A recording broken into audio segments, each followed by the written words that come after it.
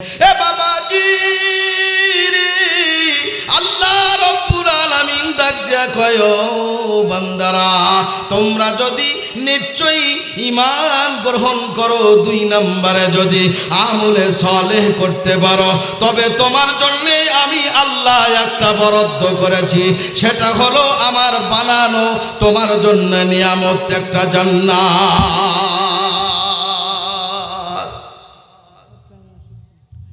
কানাত লাহুম জান্নাতুল ফিরদাউসি নুজুলা।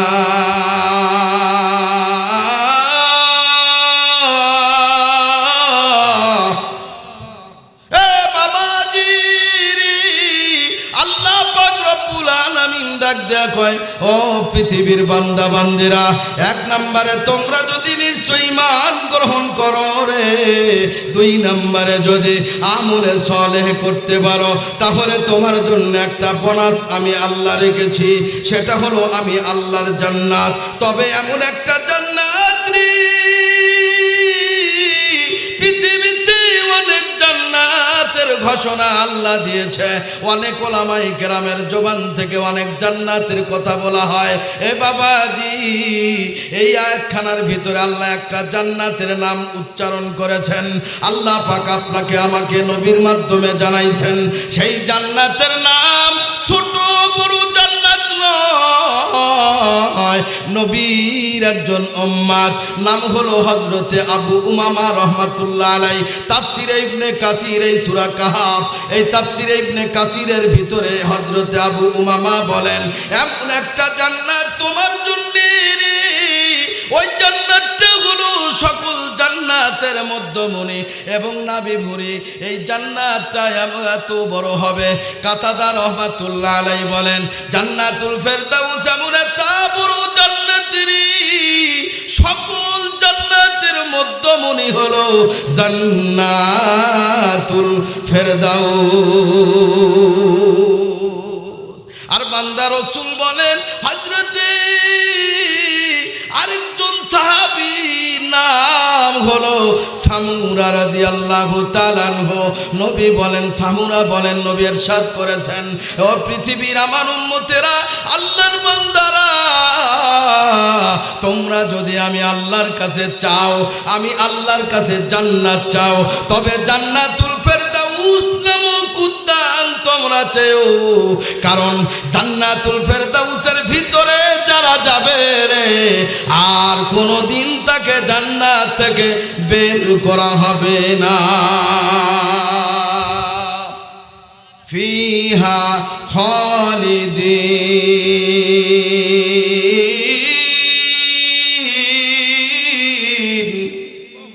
জান্নাতের ভিতরে যাবে, আর কোনোদিন বের করা হবে না। বের করার সিস্টেমও আল্লাহর কাছে নাই, একেবারে চিরস্থায়ী একটা জান্নাত আল্লাহ পাক আপনাকে আমাকে দিবে।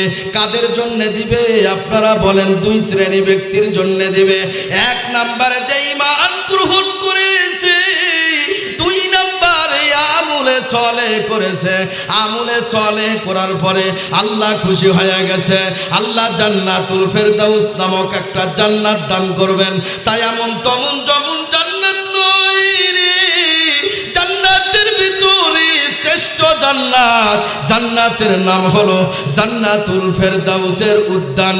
এমন একটা জান্নাত, যেই জান্নাত থেকে মহুর নহর, মধুর নহর বের হয়, যেই জান্নাত থেকে দুধের নহর বের হয়, যেই জান্নাত থেকে সুন্দর ফুহারা পানি, সুন্দর পানি, খুশবু পানি বের হয়।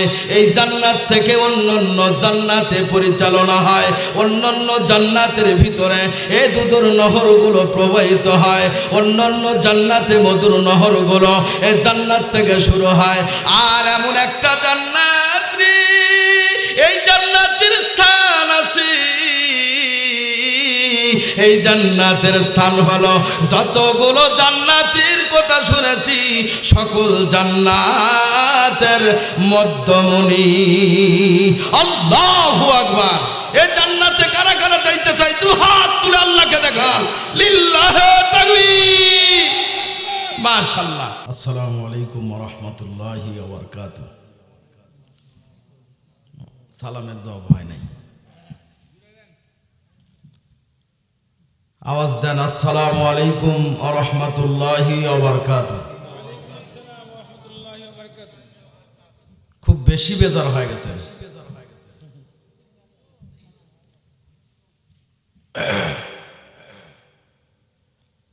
আলহামদুলিল্লাহি নাহমাদুহু ওয়া নুসাল্লি আলা রাসূলিহিল কারীম।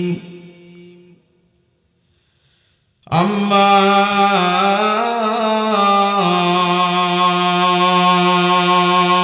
বা'দু, আউযু বিল্লাহি মিনাশ শাইতানির রাজীম।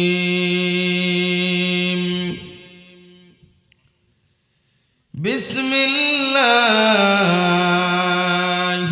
রহমানির রহিম।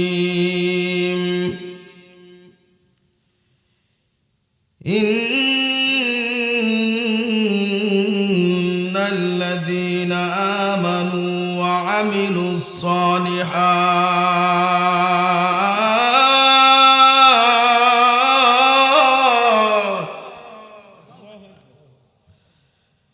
কানাত লাহুম জান্নাতুল ফিরদাউসি নুজুলা।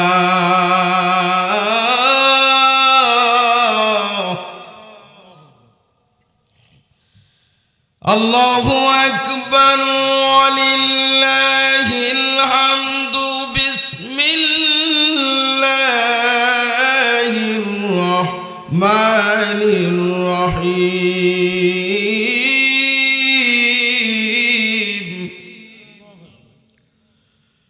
কুল্লু নাফসিন যায়িকাতুল মাউত।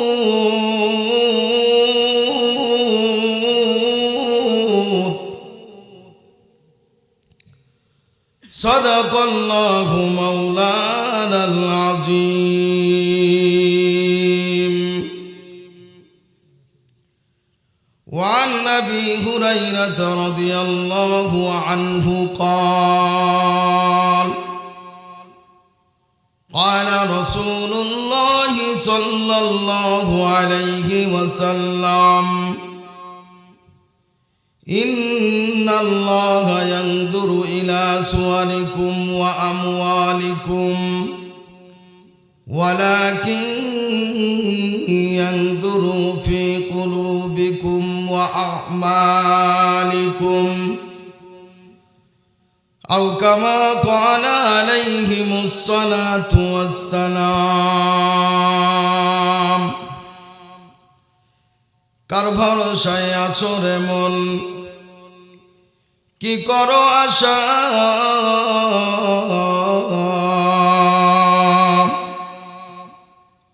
এত সাদের বাড়ি একদিন ভাঙবে তোমার বাসা। এত সাদের বাড়ি একদিন ভাঙবে তোমার বাসা। ও তোমার গুনাদিন ফুরাইয়া যাবে বলেন, ও তোমার গুনাদিন ফুরাইয়া যাবে, যৌবনে লাগবে ভাটি। ওই যে দেখো ডাকিতেছি আমায় কবরের মাটি। সবাই বলেন, ওই যে দেখো ডাকিতেছি আমায় কবরের মাটি। সন্ধ্যার আগে যেদিন ডুবিবে বেলা,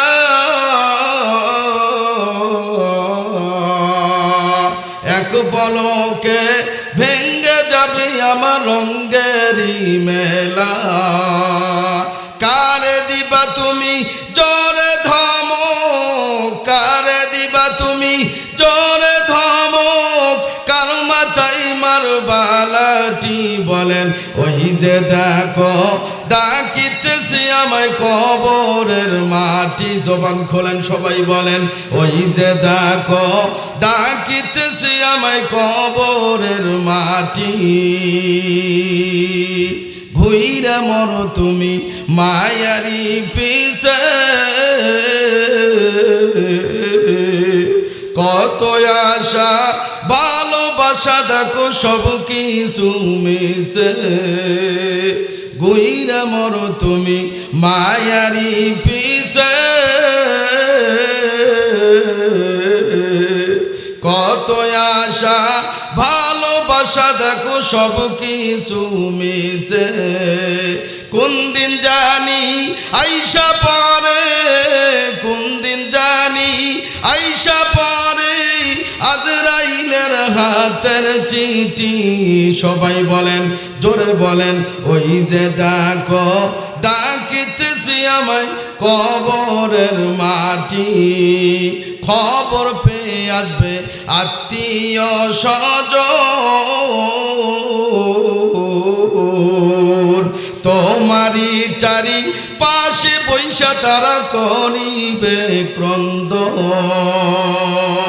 সবাই বলেন খবর পেয়ে আসবে আত্মীয় স্বজন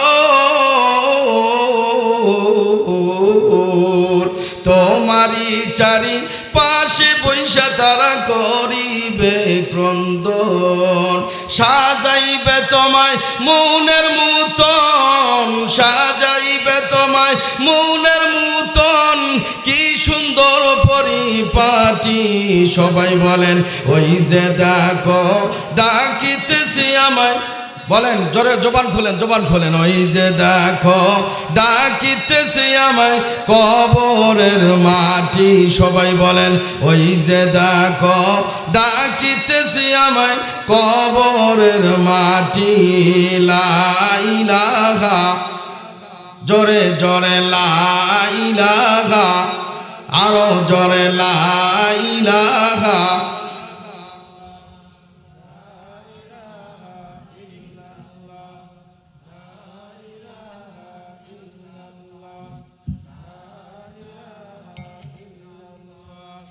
ইল্লাল্লাহ লা ইলাহা ইল্লাল্লাহ লা ইলাহা ইল্লাল্লাহ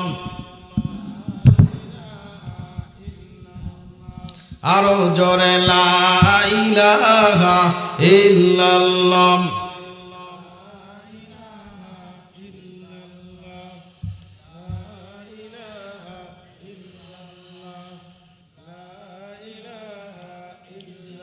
আলহামদুলিল্লাহ সকলে বলেন আলহামদুলিল্লাহ হাটগাড়ি কেন্দ্রীয় জামে মসজিদের উন্নয়ন কল্পে যুব সমাজের উদ্যোগে বিরাট ইসালে সব সভা আজকের সভার সভাপতি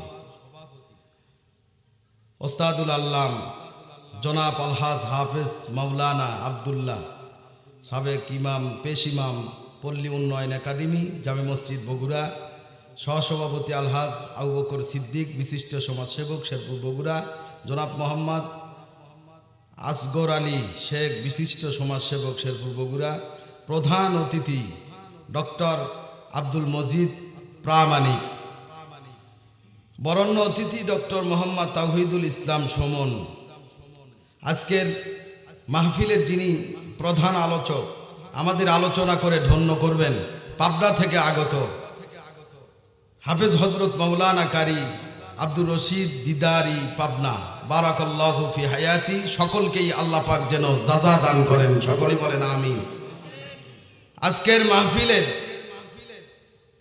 আলোচনা করে ধন্য করেছেন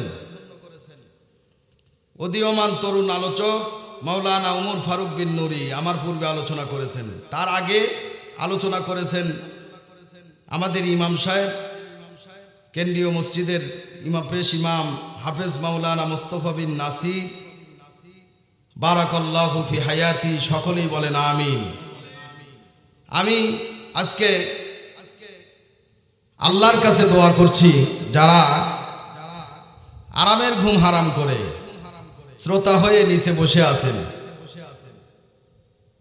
আল্লাহর কাছে দোয়া করি এইভাবে একসাথে আল্লাহর নিয়ামত জান্নাতের ভিতরে যেন আমরা যাইতে পারি পর্দার আড়ালে মা বোনেরাও বসে আছেন আজকে এত সুন্দর একটা কল্যাণের ব্যবস্থা করেছেন ভালো সলেহ কাজ করার সুযোগ আমার আপনার শোনার বসার আমলে সলেহ শুধু আল্লাহ দান করছেন।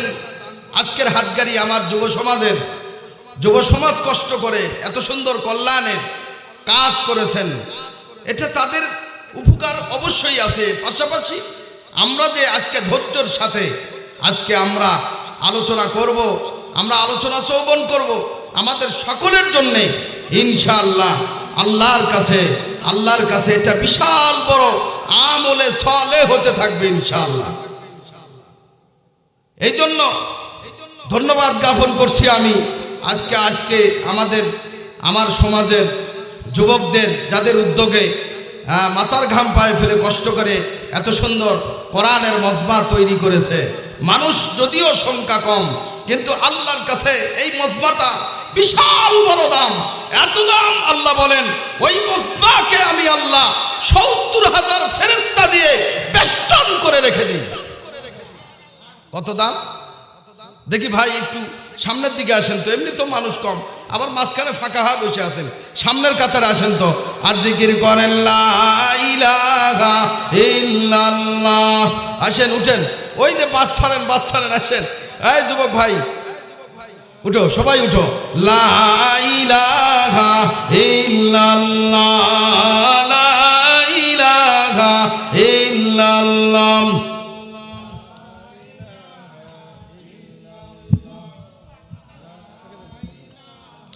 যদিও আপনাদের ইমাম সাহেব কিন্তু পরিচিত, প্রত্যেক সপ্তাহেই আমার থেকে কিছু কথাবার্তা আপনারা শুনেন কোরআন হাদিস থেকে, কিন্তু ওয়াজ মাহফিলে আমি আসছি, আমিও তো নিত্য নতুন কথা বলার জন্যই আসছি। বক্তা যদিও পরিচিত, ওয়াজ হবে অপরিচিত ইনশাআল্লাহ। এই জন্য কোনো ভয় নাই। অপরিচিত ওয়াজ হলে মানুষের কাছের মানুষ, গ্রামের মানুষ, এলাকার মানুষের জবান থেকেও শুনতে ভালো লাগে। এই জন্য টেনশন নাই, কোনো টেনশন নাই ইনশাআল্লাহ। আমার পরে আবার প্রধান বক্তা আবার কিছু ঝালাই করবে ইনশাআল্লাহ, আমরা এটাও শুনবো। তারপরে আরেকটা বক্তা আছে 12:30টার পরে হুজুর, সেটা হচ্ছে খিচুড়ি বক্তা, সেটাও আপনারা গ্রহণ করবেন ইনশাআল্লাহ। আমি যেই আয়াতের কারিমা তেলাওয়াত করছি, মূল আলোচনার ভিতরে যাব ইনশাআল্লাহ। সূরা কাহাফ থেকে একেবারে শেষ প্রান্তরে আয়াতের কারিমা।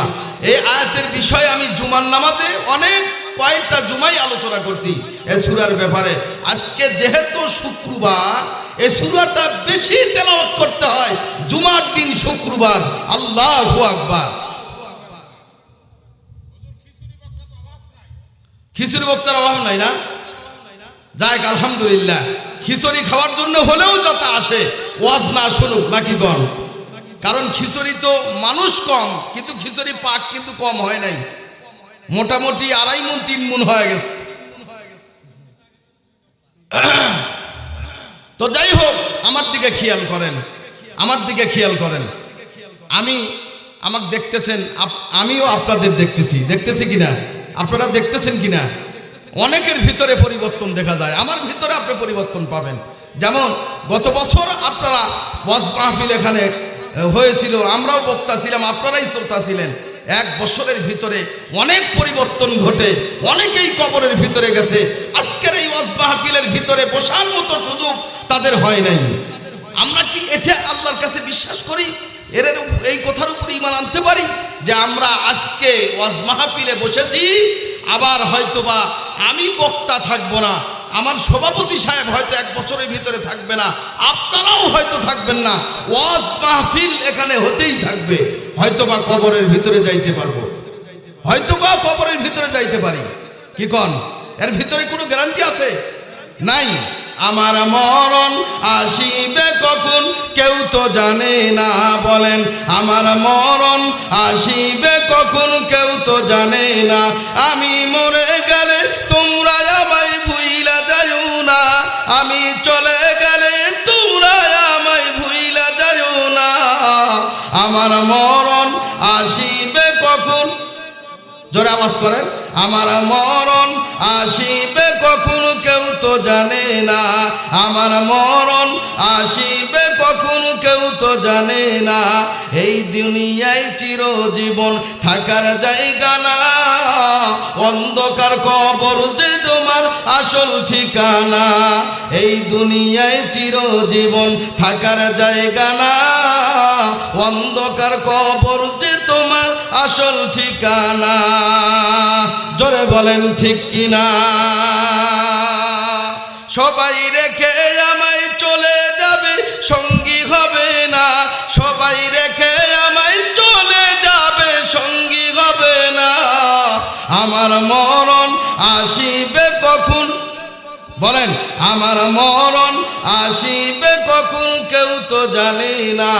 কবর মাঝে মা বাবাকে দেখা যাবে না, দেখব যাকে তিনি হলেন শাহে মদিনা। ওই নবীজির দিদার পেতে চলো মদিনা। বলেন, ওই নবীজির দিদার পেতে চলো মদিনায়। আমার মরণ আসিবে কখন কেউ তো জানে না, আমার মরণ আসিবে কখন কেউ তো জানে না। ইয়াউমা ইয়াফিরুল মারউ মিন আখিহি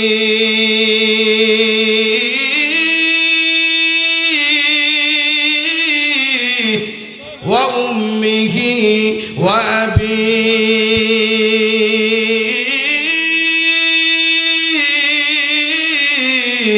ওয়া সাহিবাতিহি ওয়া আবিহি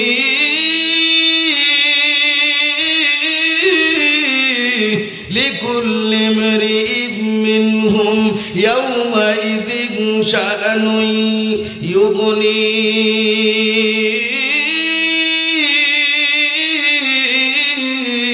يغنيه يوم لا تملك نفس لنفس شيئا والأمر يومئذ لله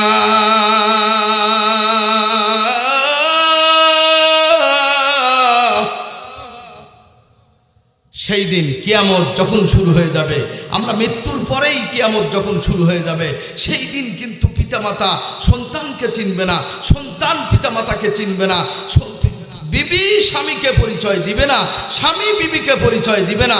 তারা দৌড়াইতে থাকবে, পালাইতে থাকবে, নিজে বাঁচবে কেমনে করে সেই দৌড়াইতে, সেই চিন্তা চেতনাই তারা থাকবে। একটা নেকি দিয়ে কাউকে সাহায্য করবে না,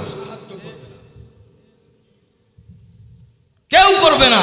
সেই দিন যদি আমরা নবীর আদর্শবান হতে পারি, আমরা যদি আল্লাহওয়ালা হতে পারি, তাহলে নবী আমাদের চিনবেন। নবী ছাড়া পৃথিবীতে কেউ আপনাকে আমাকে চিনবে না। নবী পারবে আমাকে শাফাআত করতে। আল্লাহর নবী আপনাকে আমাকে শাফাআত করবেন যদি নবীর আদর্শ মোতাবেক বাস্তব জীবনে যদি আমলে সালেহ করে বেশি বেশি নেকি আমল করতে পারি, আল্লাহকে খুশি করে যাইতে পারি, নবীর আদর্শ বাস্তব জীবনটা গঠন করতে পারি।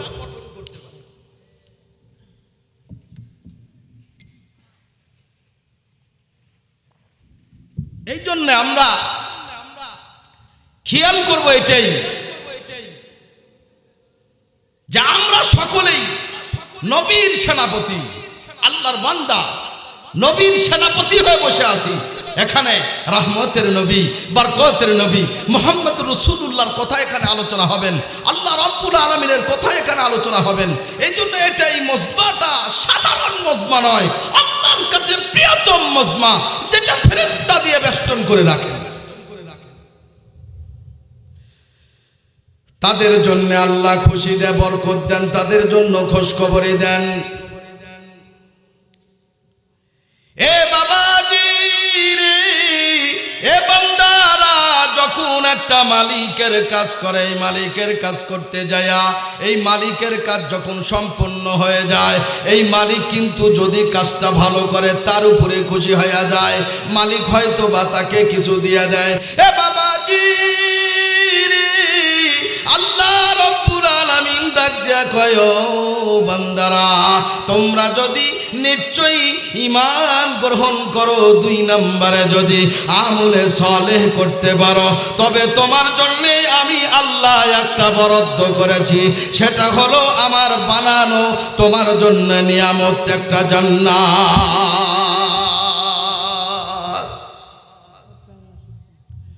কানাত লাহুম জান্নাতুল ফিরদাউসি নুজুলা।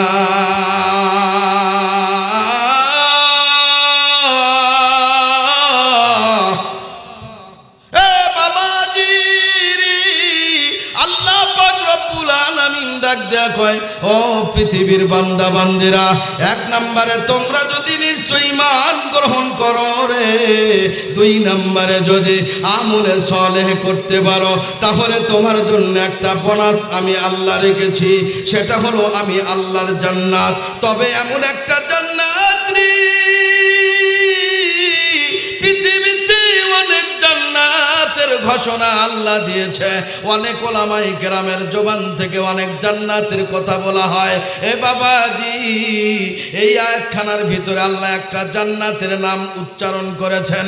আল্লাহ পাক আপনাকে আমাকে নবীর মাধ্যমে জানাইছেন, সেই জান্নাতের নাম ছোট বড় জান্নাত নয়, নবীর একজন উম্মত, নাম হলো হযরতে আবু উমামা রাহমাতুল্লাহ আলাইহি। তাফসীরে ইবনে কাসির এই সূরা কাহাফ, এই তাফসীরে ইবনে কাসিরের ভিতরে হযরতে আবু উমামা বলেন, এমন একটা জান্নাত তোমার জন্য রে, ওই জান্নাতটা হলো সকল জান্নাতের মধ্যমণি এবং নাবিভুরি। এই জান্নাতটা এত বড় হবে, কাতাদা রাহমাতুল্লাহ আলাইহি বলেন, জান্নাতুল ফেরদাউস এমন একটা বড় জান্নাত রে, সকল জান্নাতের মধ্যমণি হলো জান্নাতুল ফেরদাউস। আর বান্দা রাসূল বলেন, হযরতে আরেকজন সাহাবী নাম হলো সামুরা রাদিয়াল্লাহু তাআলা আনহু।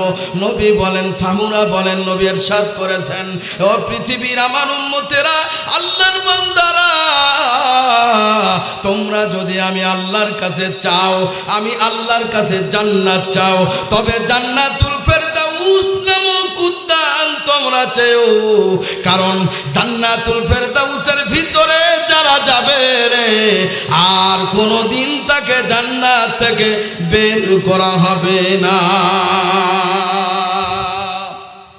ফিহা খালিদিন,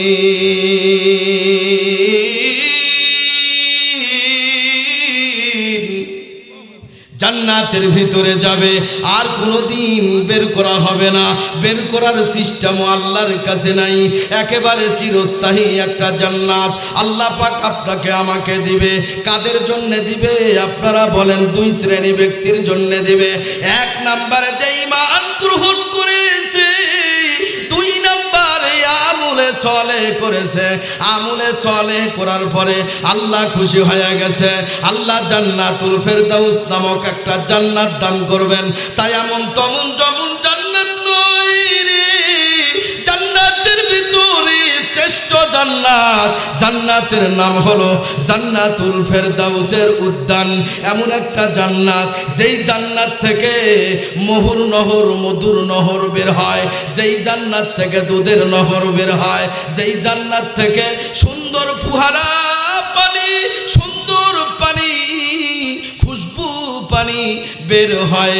এই জান্নাত থেকে অন্যান্য জান্নাতে পরিচালনা হয়, অন্যান্য জান্নাতের ভিতরে এই দুধের নহরগুলো প্রবাহিত হয়, অন্যান্য জান্নাতে মধুর নহরগুলো এই জান্নাত থেকে শুরু হয়। আর এমন একটা জান্নাত রে, এই জান্নাতের স্থান আছে, এই জান্নাতের স্থান হলো, যতগুলো জান্নাতের কথা শুনেছি সকল জান্নাতের মধ্যমণি। আল্লাহু আকবার। এই জান্নাতে কারা কারা যাইতে চাই? দু হাত তুলে আল্লাহকে দেখান, লিল্লাহি তাকবীর, মাশাআল্লাহ। এইবার মনে হয়েছে যে লোকজন কিছু আছে, তাছাড়া বক্তা আবার এই গাড়ি দাও থেকে ঘুরে যাবে। আমি স্টেজে আসার আগে সে গাড়ি দাও। হ্যাঁ, অনেক শীত না ভাই?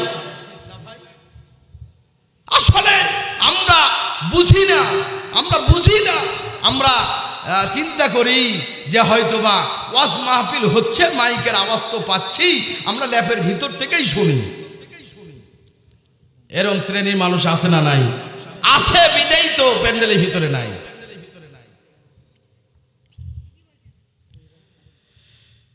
কাদের জন্য দিবেন আল্লাহ? জান্নাতুল ফেরদাউস। যারা বাস্তবে প্র্যাকটিক্যালে যারা আমলে চলের উদ্দেশ্যে পথ চলে, রাস্তায় চলে, ক্ষেত খামারে, ব্যবসা বাণিজ্যের ভিতরে, নামাজের ভিতরে, নামাজ কায়েমের মাধ্যমে আমলে চলে যারা করবে রে, তাদের জন্যে আল্লাহ জান্নাতুল ফেরদাউসের ব্যবস্থা করা হয়েছে। আর যারা এই প্যান্ডেলের ভিতরে বসেছে তো ফেরেশতার নূরের ডানা দিয়া আল্লাহর ফেরেশতারা নূরের পর বিছাইয়া বেষ্টন করে ওই ব্যক্তিকে রেখেছে যারা আল্লাহর কোরআন পড়ে এবং আল্লাহর কোরআন শোনায় এবং যারা পড়ে এবং যারা শ্রবণ করে তাদের জন্য আল্লাহর ফেরেশতা নাজিল করে। আল্লাহ পাক ডাক দিয়া কয়, পৃথিবীর মানুষেরা তুমি গুনাহ করেছো, কোরআন শুনো তো, নবীর জবানের হাদিস শুনো তো, আমি আল্লাহ তোমার বাস্তবের সবগুলো গুনাহ মাফ করে দেব। তোমার কোনো গুনাহ থাকবে না, সবগুলো গুনাহ আমি আল্লাহ মাফ করে দেব। তার কোনো গুনাহ থাকবে না, মাফ করে দেব। যেখানে কোরআন পড়া হয় সেখানেই বরকত নাজিল হয়, অন্য জায়গায় হতে পারে না, হয় না। তাহলে এই যে কোরআন মনোযোগের সাথে আপনি শ্রবণ করতেছেন, আমি বলতেছি, আপনারা শুনতেছেন, আসমানের মালিক খুশি হয়ে গেছে, ফেরেশতা আপনার জন্য মাগফিরাত করতেছে। যারা বাহিরে আছে তাদের ব্যাপারে কিন্তু কথা বলা হয় নাই, তারা ফেরেশতা মাগফিরাতের বাহিরে আছে। হয়তো আওয়াজ শুনে তারা যদি প্রশংসামূলক শুকরিয়া আদায় করে, কিছু আমল হয়তো বা তারা তাদের আমলে হয়তো পৌঁছায় যাবে। যেহেতু কোরআনের কথা যতদূর পর্যন্ত আওয়াজ যায় শয়তান ততদূর পর্যন্ত থাকতেই পারে না। তাহলে মানুষের কানে যদি কোরআনের আওয়াজ যায় তাহলে ওই মানুষের তো আওয়াজ শোনার সাথে সাথে তার আমল নামায় আল্লাহ নেকি বদি লিখে দেয়। আল্লাহ পাক রব্বুল আলামিন বারবার করে হুঁশিয়ারি করছে, বারবার করে সূরা ফাতিহার ভিতরে, সূরা বাকারার ভিতরে আল্লাহ রব্বুল আলামিন বারবার করে বলে দিছে, তোমরা কেমন করে আমি আল্লাহর দুশমনি করো, কেমন করে আমি আল্লাহর নাফরমানি তোমরা জমিনের ভিতরে করো। তুমি এক সময় তোমার কোনো অস্তিত্বই ছিল না। কাইফা তাকফুরুনা বিল্লাহ,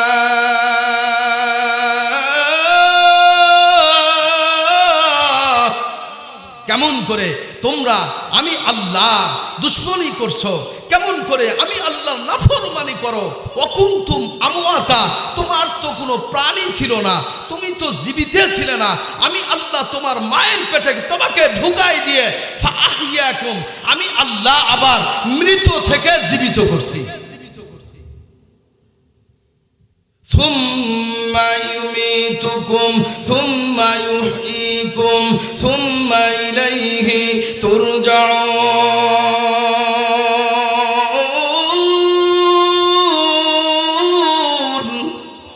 আবার আমি আল্লাহ তোমাদেরকে মৃত দেব, আবার সেই কবর থেকে তোমাকে আবার আল্লাহর কাছেই ফিরে যাইতে হবে। মিনহা খলাকনাকুম ওয়া ফিহা নুঈদুকুম ওয়া মিনহা নুখরিজুকুম তারাতান উখরা।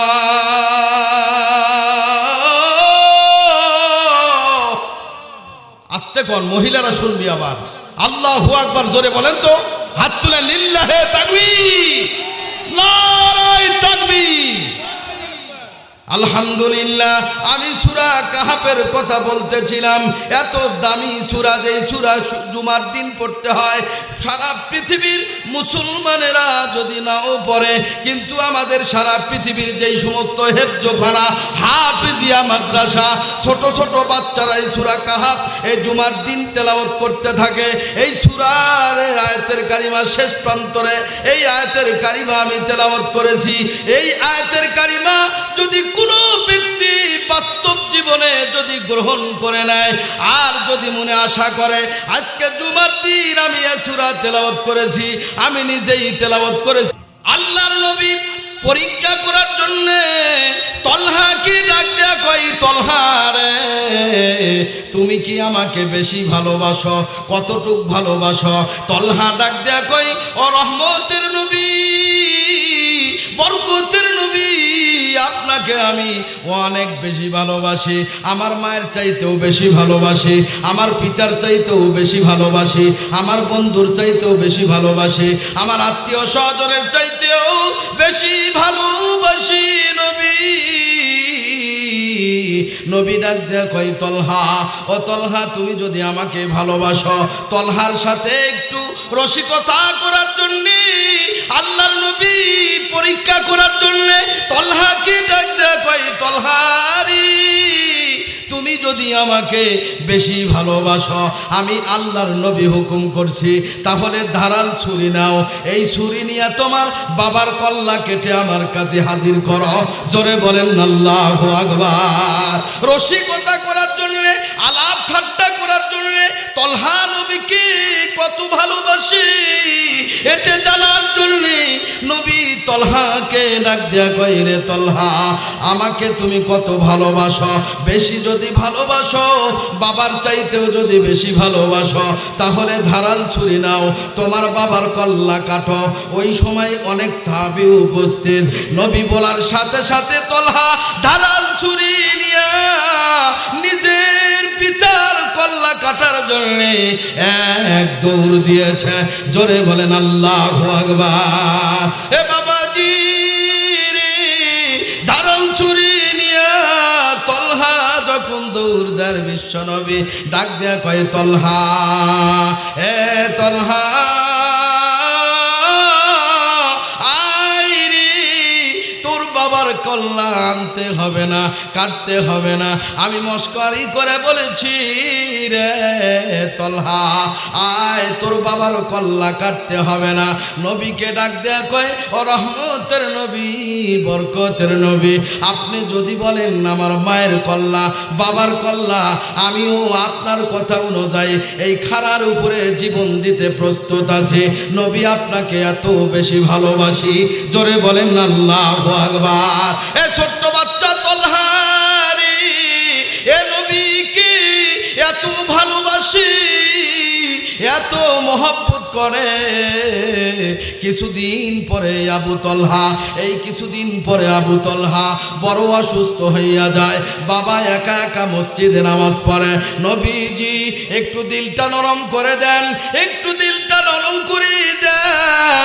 নবী ডাক দিয়ে কই, রে ও পড়া, তোমার ছেলেকে সাথে করে নিয়ে আসো না কেন? ছেলের কথা শুনতেই দুই চোখের পানি টপ টপ করে এই বড়া জমিনে পানি ছেড়ে দিয়েছে। জোরে বলেন আল্লাহু আকবার। এ বড়া ইবনে তলহা, এ বড়া দুই চোখের পানি ছেড়ে দেয়। নবী ডাক দিয়ে কই, রে বড়া তুমি কেন চোখের পানি ফালাও, তুমি কেন কান্দো? বলে, হুজুর আপনার প্রিয় সাহাবী ছোট বাচ্চা আমার সন্তান তলহা এত অসুস্থ, বিছানা থেকে আর উঠতে পারে না। এ বাবাজি রে, রহমতের নবী তো ভালোবাসে, মহাব্বত করে। শুধু নবীকেই সাহাবারায় ভালোবাসে না, সাহাবীদেরকেও নবী ভালোবাসতেন। এই তলহার কথা শুনে নবী নামাজ শেষ করে আর দেরি করে না, সাহাবীদেরকে নিয়ে তলহার বাড়ির দিকে যায়। রে বাবা একটু দুই ফোঁটা চোখের পানি ছেড়ে দেন। এ বাবাজি, এই তলহার বাড়িতে নবী সাহাবীদেরকে নিয়ে যায়। দেখে আবু তলহা বিছানায় শুয়ে আছে, তার কোনো জ্ঞান নাই, হুঁশ নাই, একেবারে অজ্ঞান, অসুস্থ অবস্থায় মুমূর্ষুর সময় সে বিছানায় পড়ে আছে, কথা বলার আর কোনো শক্তি নাই। এ বাবাজি, হে আখেরি নবী, রহমতের নবী রে, বরকতের নবী, তলহার চেহারার দিকে তাকায় আর ডাক দেয়া কয়, রে বড়া তলহা তো কঠিন অসুস্থ হয়ে গেছে। আমি নবী কয়ে বললাম, রে বড়া তলহার বাবাকে বলে, ও বড়া, তলহা যদি মারা যায় আমি নবী ঘোষণা করে দিলাম তলহার জানাজার নামাজ আমি নবী আদায় করব, তলহার দাফন কাফন আমি নবী নিজ হাতে করব। তলহাকে কবর দাফন কাপড় এই কবরের ভিতরে আমি নবী স্বয়ং তলহাকে দাফন করতে চাই। জোরে বলেন আল্লাহু আকবার। কুল্লু নাফসিন দাইকাতুল মাউত।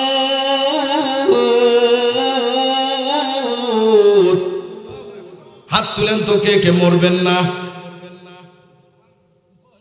হ্যাঁ না, দেখতেছি আপনারা সজাগ আছেন না ঘুম পাড়তেছেন? এটা হাত তুলেন তো দেখি। এই লাড়াচাড়া দেন, লাড়াচাড়া দেন এবার। হ্যাঁ, লাড়াচাড়া দেন, মাশাআল্লাহ, ফুলের বাগানের মতো। আল্লাহু আকবার, আলহামদুলিল্লাহ, তাকবীর কোন, লিল্লাহি তাকবীর। এ বাবাজি, এইবার খেয়াল করেন, সময় কম।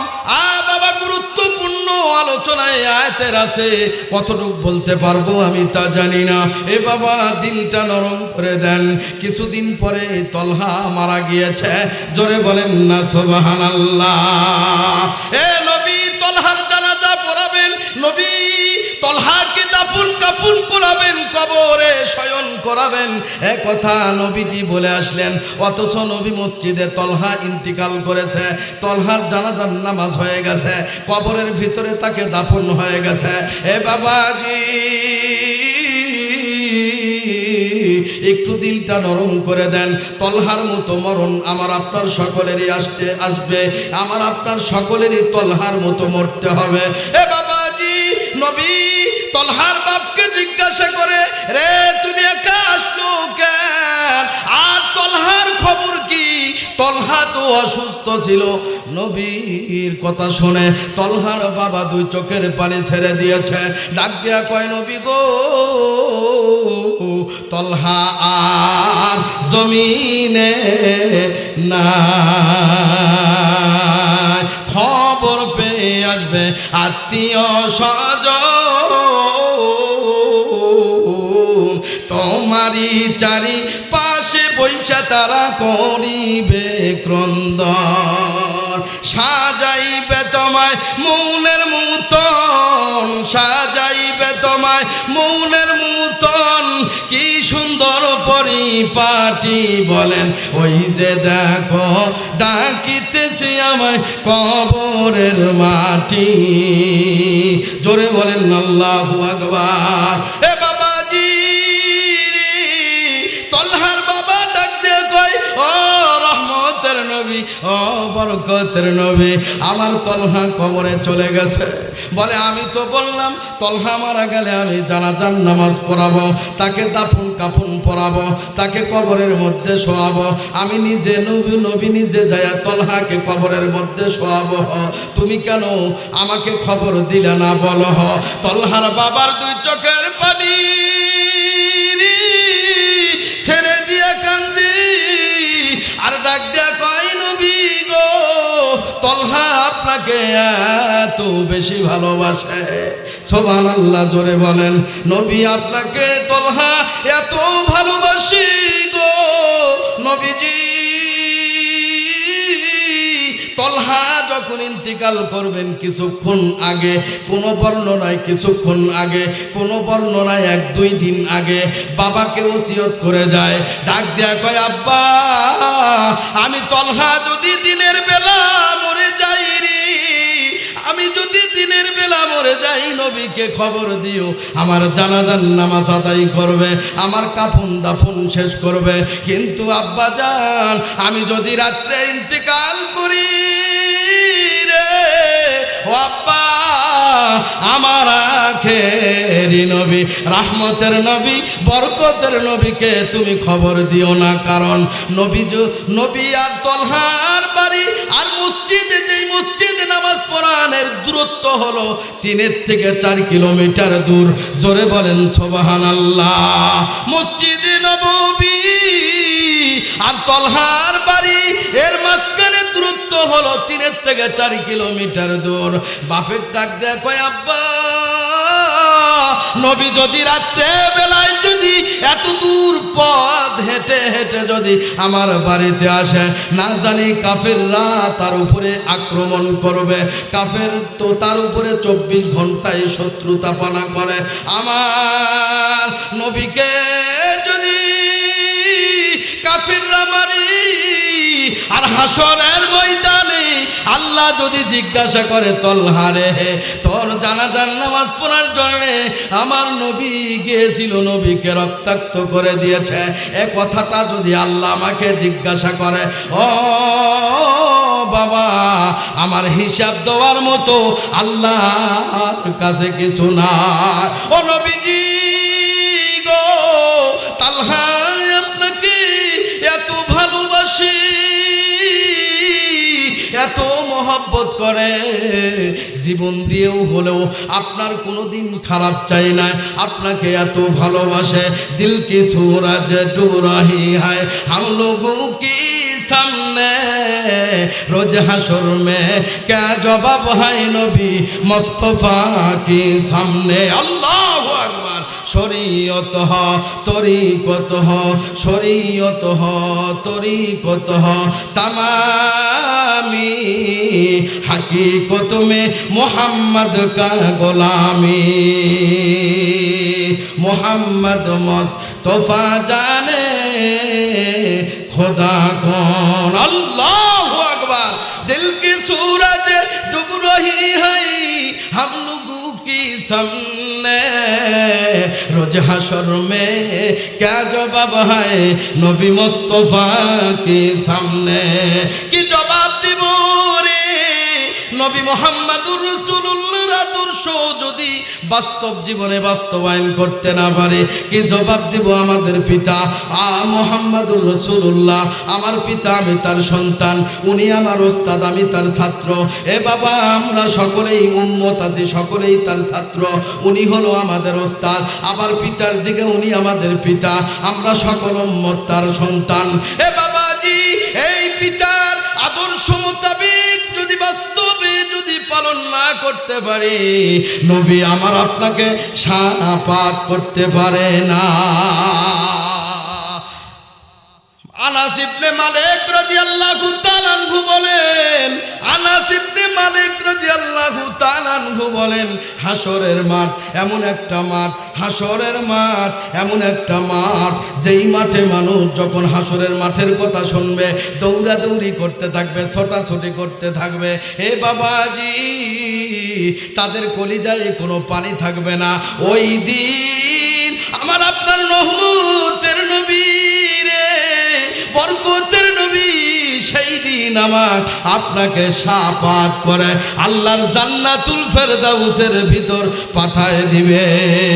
এ পাওয়ার ক্ষমতা আল্লাহ আমার আপনার নবী রে, রহমতের নবী, বরকতের নবীকে আল্লাহ দান করবেন। জোরে বলেন না সুবহানাল্লাহ। আর একটা নবীর সাহাবীর কথা বলবো। একটা সাহাবী নাম হলো রাইসুল মুফাসসিরিন আব্বাস রাদিয়াল্লাহু তাআলা আনহু। এ বাবাজি রে, আবার একটু যদি পারেন দিলটা নরম করে দেন। রাইসুল মুফাসসিরিন আব্বাস রাদিয়াল্লাহু তাআলা আনহু রাত্রি বেলায় ঘুমাইতেছেন, বিবি তখন গর্ভবতী ছিলেন। এমন একটা অবস্থায় বিবি আর স্বামী দুইজন আলাপ সালাপ করতেছেন। কিছুক্ষণ পরে দেখে ওই স্বামীর দুই চোখের পানি টপ টপ করে জমিনে ছাড়ে। এ বাবাজি, রাইসুল মুফাসসিরিন হযরত আব্বাস রাদিয়াল্লাহু তাআলা আনহু কান্নাকাটি করে রে।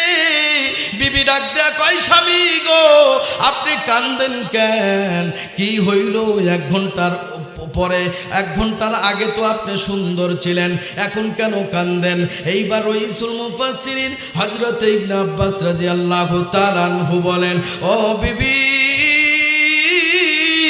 তোমার সাথে যখন আমি কথাবার্তা বলে যখন কিছুক্ষণের জন্য ঘুমাইছিলাম, ঘুমের ঘরে যায় দেখি আমার পিতা, মৃত পিতা, আমার মৃত মাতা আমাকে হাত ছাড়ি দিয়ে ডাকে রে, আমাকে কোলাকুলি করতে চায়।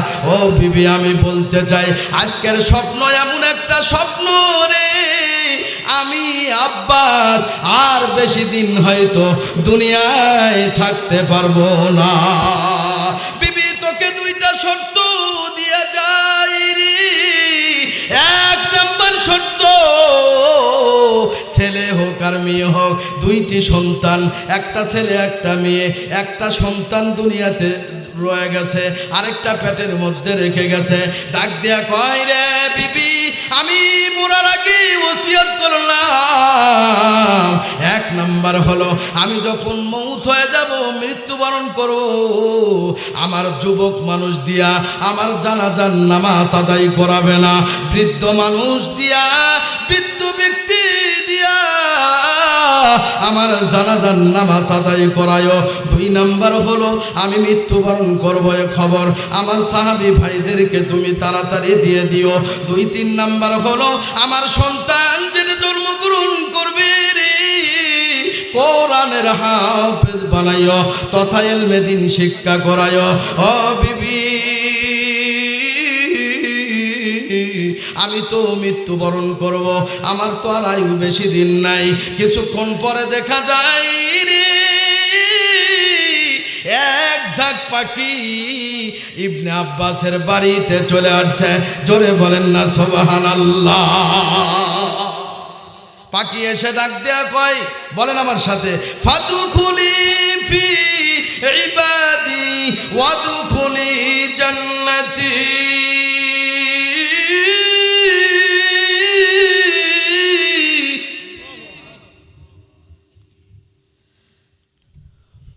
কানে কানে ডাক দিয়া কয়, গাছের ডাল থেকে ডাক দিয়ে কই, ইবনে আব্বাস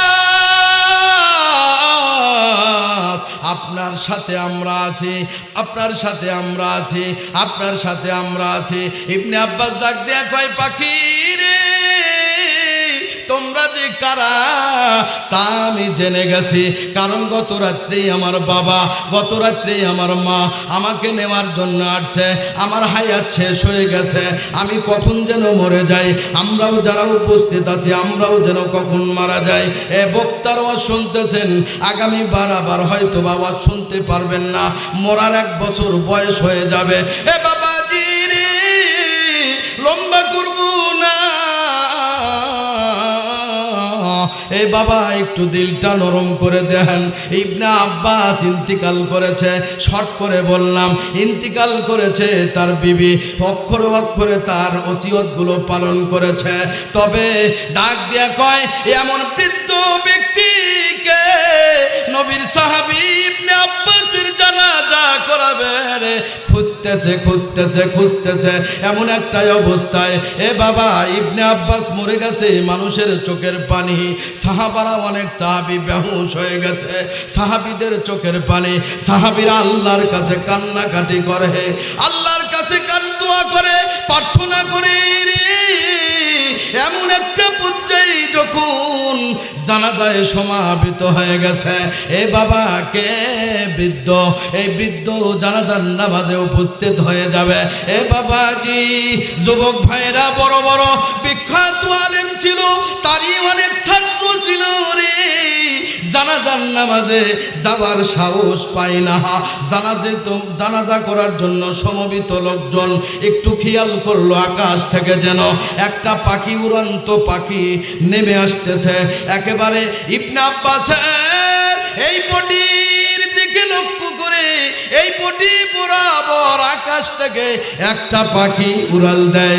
একজন ডাক দেয়া কয়, এই পাখিতে মারা যাক, এই পাখিটা আমরা হত্যা করে, এই পাখি কেন এখানে আসতেছে? কেতাবের লেখক লেখে রে, এই ইবনে আব্বাসকে খাটিয়ার উপরে শয়ন করেছে, ওই মুখ বরাবর পাখি এসে এই আব্বাসের ঠোঁটটা, আব্বাসের গালটা, শুধু পাখি এসে একটা চমা দেয়, জানাজার সমস্ত লোকজন হই হুতাশ শুরু হয়ে যায়, হই হাল্লা হয়ে যায়, টেনশনে পড়ে যায়। কি হলো রে? পাখি কোথায় থেকে এসে তার গালে চুম্বন খায়, তার ঠোঁটে চুম্বন খায়, এ কারণটা কি? জোরে বলেন কারণটা কি? শুনবেন তাহলে আর একবার হাত তুলে আল্লাহকে দেখতে হবে। দাঁড়ায় নারায় তাকবীর, আর জোরে লিল্লাহে তাকবীর, আর জোরে লিল্লাহে তাকবীর। শুনবেন শুনবেন আপনারা, ভালো লাগতেছে? জিকির করেন লা ইলাহা,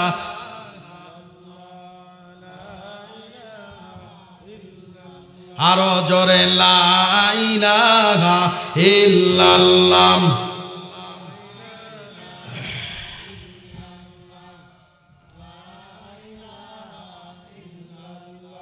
আলহামদুলিল্লাহ, কর্তৃপক্ষ থেকে 10টা 30 মিনিট পর্যন্ত আমার টাইম আছে। এখন 10টা 30 মিনিট বাজে।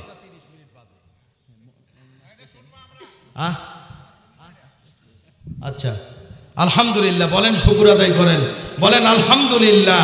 কর্তৃপক্ষ আমাদের সভাপতি সাহেব বলতেছে বক্তা আসা পর্যন্ত আপনি চালান। আলহামদুলিল্লাহ, বয়ান অন্যদিন শোনাবো আপনাদের, নাকি? যেহেতু আমার প্রত্যেক সপ্তাহে আপনারা শোনেন, বয়ান শোনেন, কম বেশি আপনারা শুনে থাকেন। অনেক নতুন পুরাতন মুসল্লি এখানে বসে আছেন।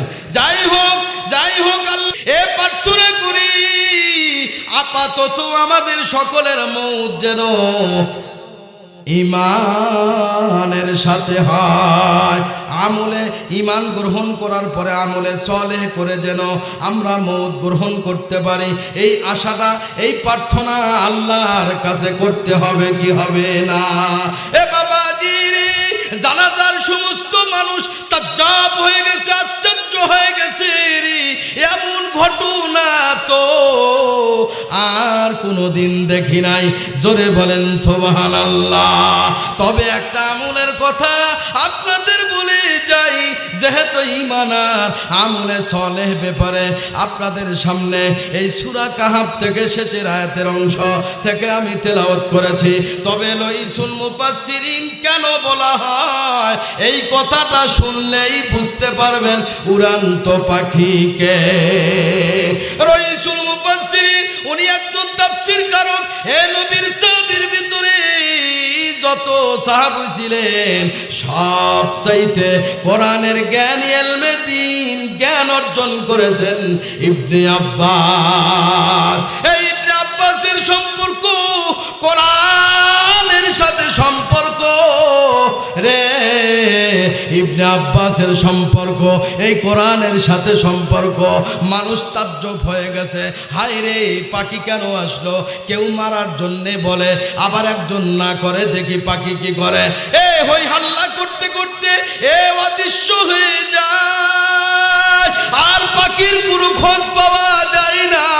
পর্দার আড়ালের মা বোনেরা, আপনারাও তো মরে যাবেন। মরে যাওয়ার আগে 3টা কাজ করতে হবে। 1 নাম্বার ঈমান গ্রহণ করতে হবে, মজবুত করতে হবে। 2 নাম্বার আমলে সলেহ করতে হবে। ইবনে আব্বাসের মতো কোরআনের সৈনিক হতে হবে, কোরআনের পক্ষে তার থাকতে হবে, কোরআনকে লালন পালন ধারণ করতে হবে। বাবাজি, পাখিটা যখন একেবারে অদৃশ্য হয়ে গেল, লোকজন তাজ্জব হয়ে গেল, পাখি কোথায় গেল? জোরে বলেন সুবহানাল্লাহ। উড়াল দেয় আর ডাক দিয়া কয়, হে জানাজা, লক্ষ লক্ষ সমবেত মানুষ তোমরা শোনো, আমি পাখিকে রইসুল মুফাসসিরিনকে জানাজা শেষ করে কবরে যখন তোমরা দাফন করাবে তখন বুঝতে পারবে আমি পাখিকে। আল্লাহু আকবার, জোরে বলেন আল্লাহু আকবার। বাবাজি, জানাজা শেষ হয়ে গেল রে। কবরের ভিতরে যখন ইবনে আব্বাসকে অনেক সাহাবী যখন কবরের ভিতরে নামাইতেছিলেন, আকাশের দিকে খেয়াল করে দেখে রে 6666টা পাখি ইবনে আব্বাসকে দেখতেছে। জোরে বলেন সুবহানাল্লাহ। এইবার ডাক দিয়ে কয়, হে পাখি রে, তোমরা কে? এইবার পাখি আল্লাহর কাছে ডাক দেয়া কয়, আল্লাহ, জানাজা থেকে শুরু করে দাফন কাফন পর্যন্ত আমার পরিচয় তারা চায়। আল্লাহ, আমার তো জবান খোলা নাই।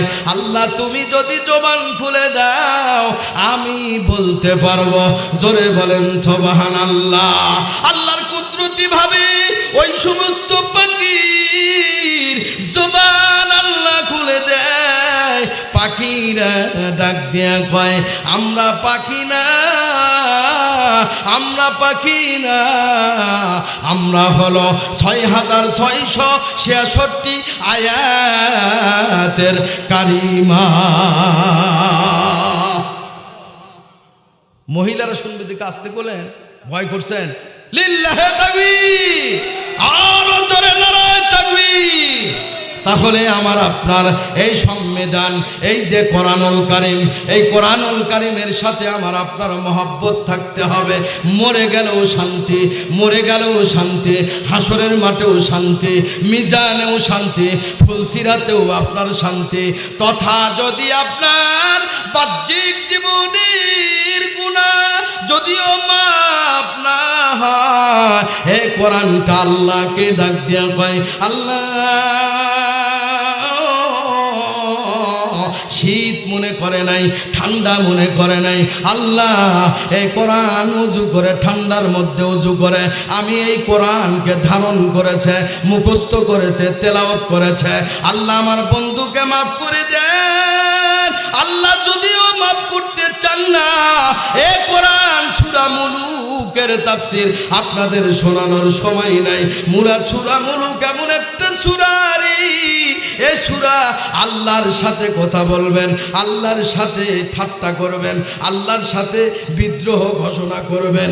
আমার বন্ধুকে জান্নাতে না দেওয়া পর্যন্ত আল্লাহ আপনাকে ছাড়ব না, যতক্ষণ পর্যন্ত আমার বান্দাকে মাফ করে জান্নাতে না দিবেন। লোহে মাহফুজ থেকে এ কোরআনের নাম নিশানা মোচন করে দেন। নারায়ে তাকবীর। প্রধান বক্তার আগমন, এই জোরে কোন প্রধান বক্তার আগমন? হাটগাড়ির পক্ষ থেকে, যুব সমাজের পক্ষ থেকে